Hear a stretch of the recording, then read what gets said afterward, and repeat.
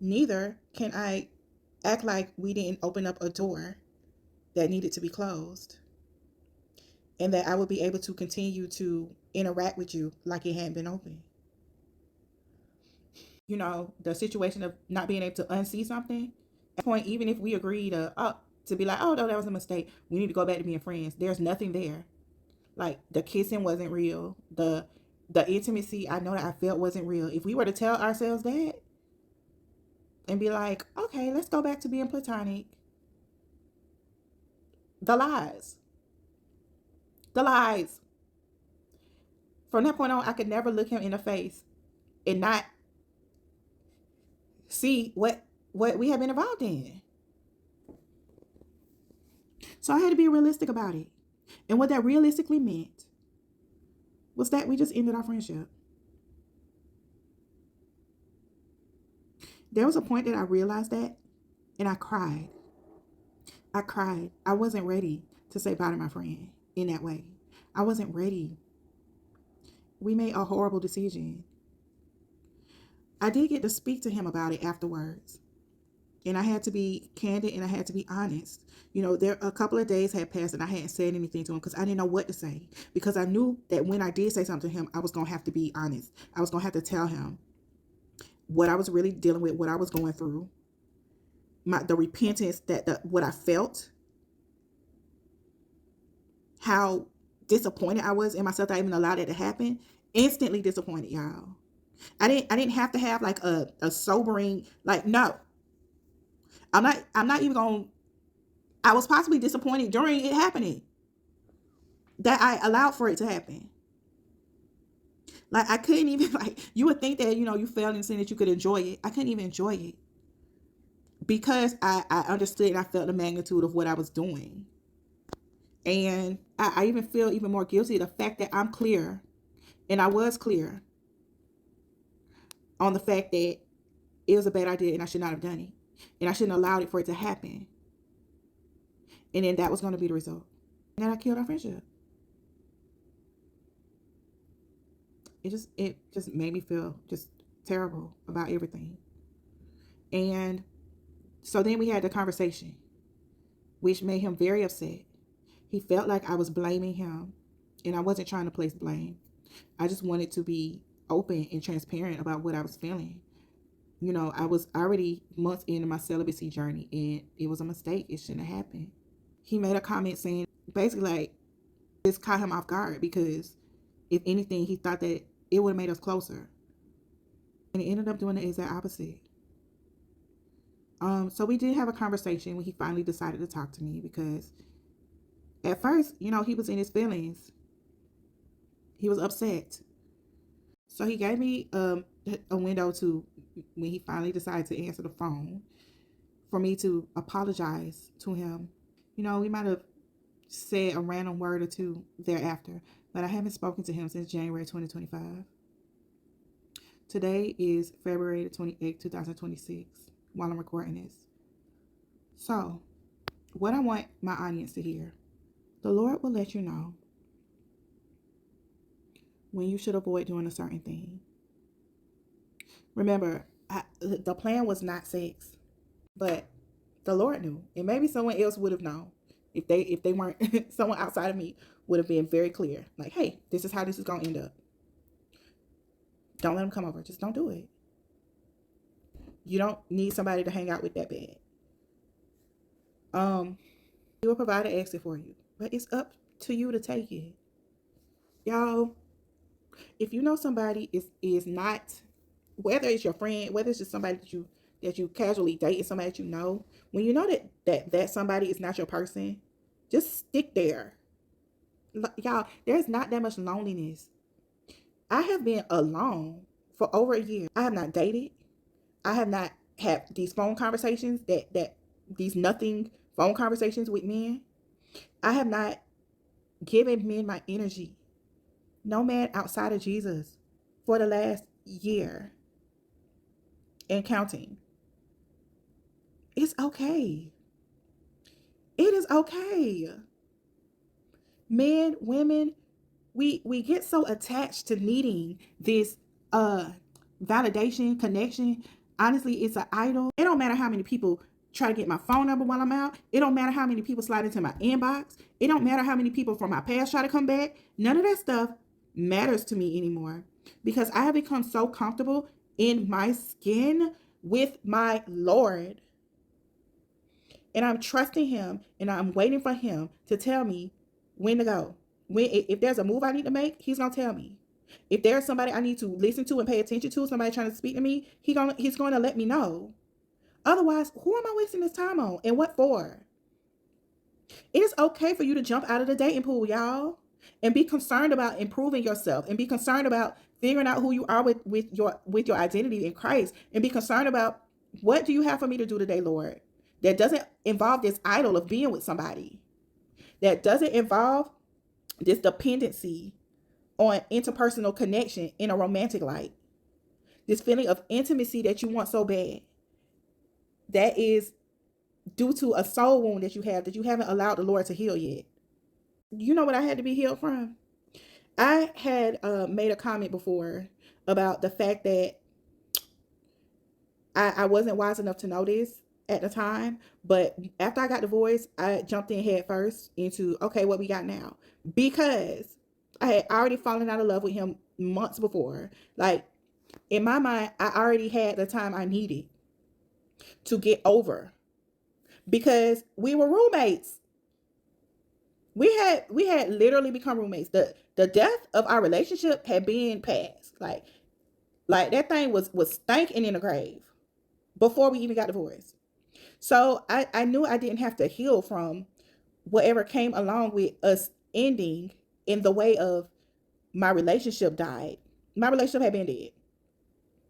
What I didn't understand was a wound had been created. The wound from my marriage that was created was the lack of affection and intimacy.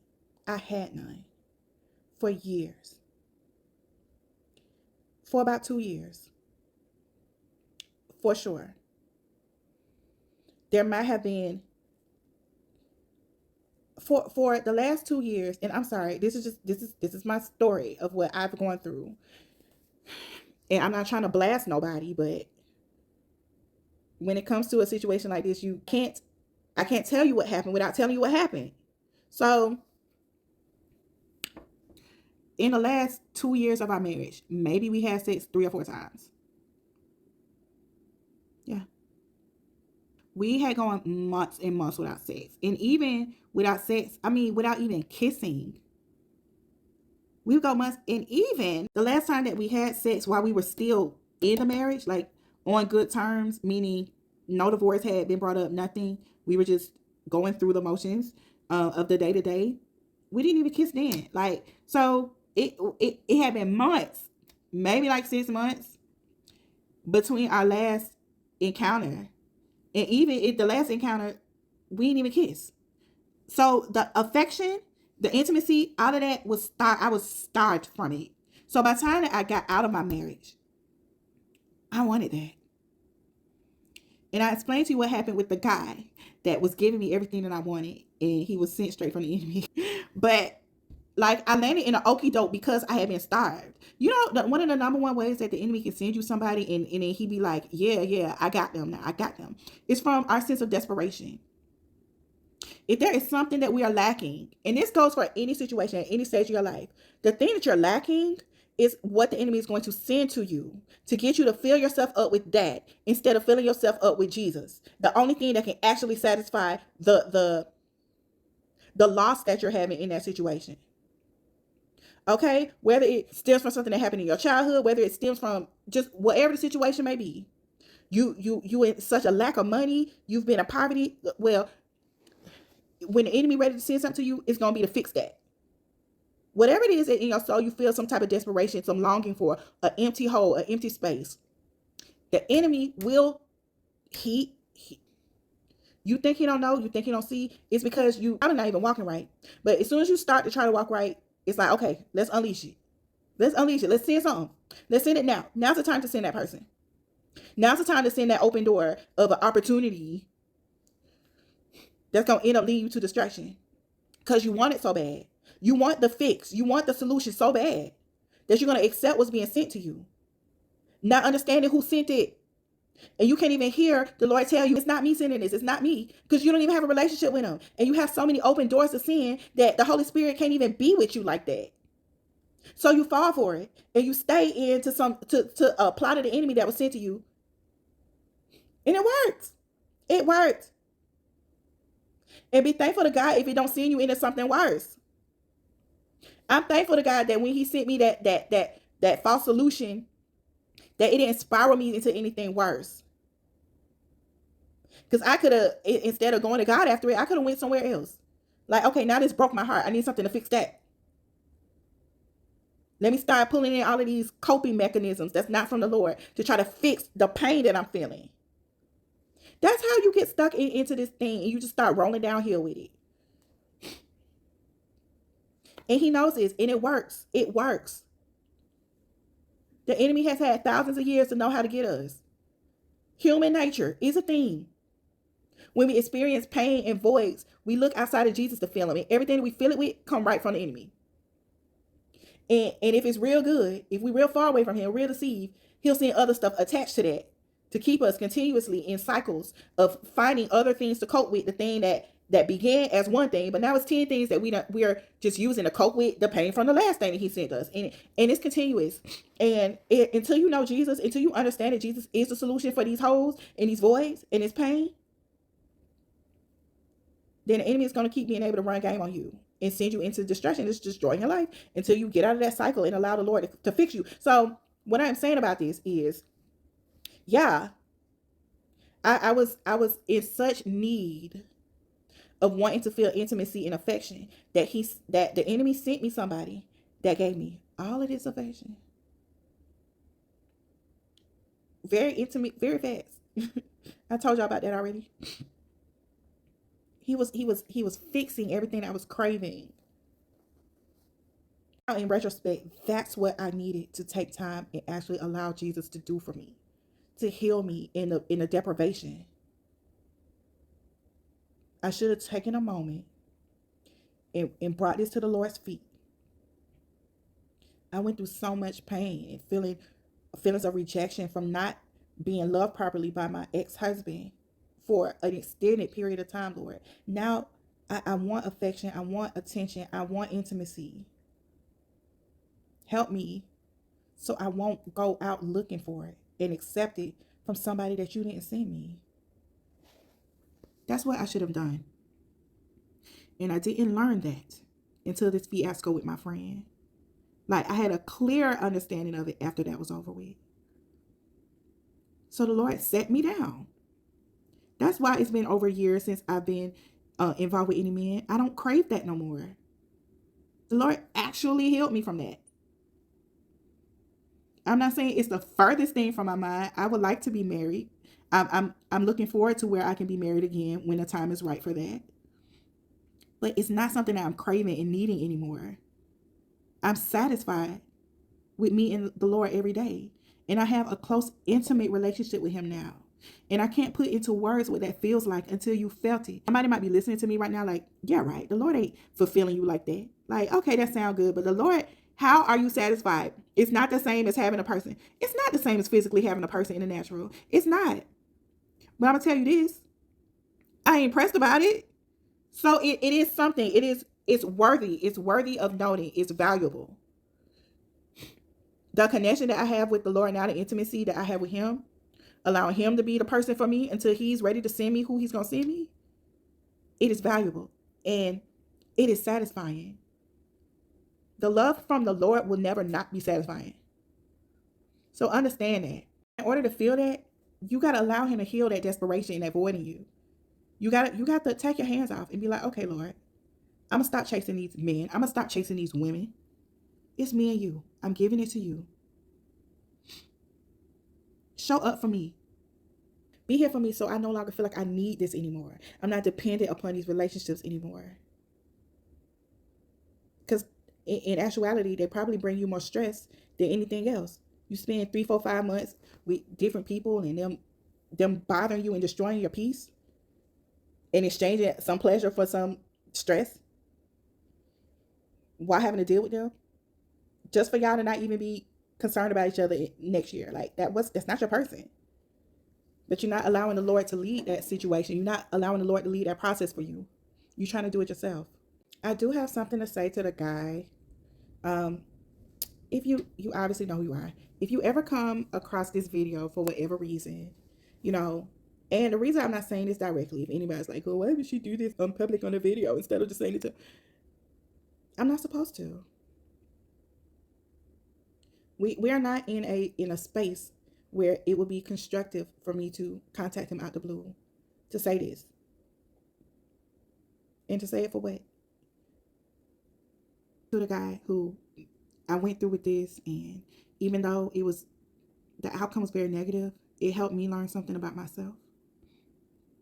That was for me to learn though.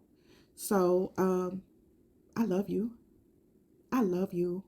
I've always loved you.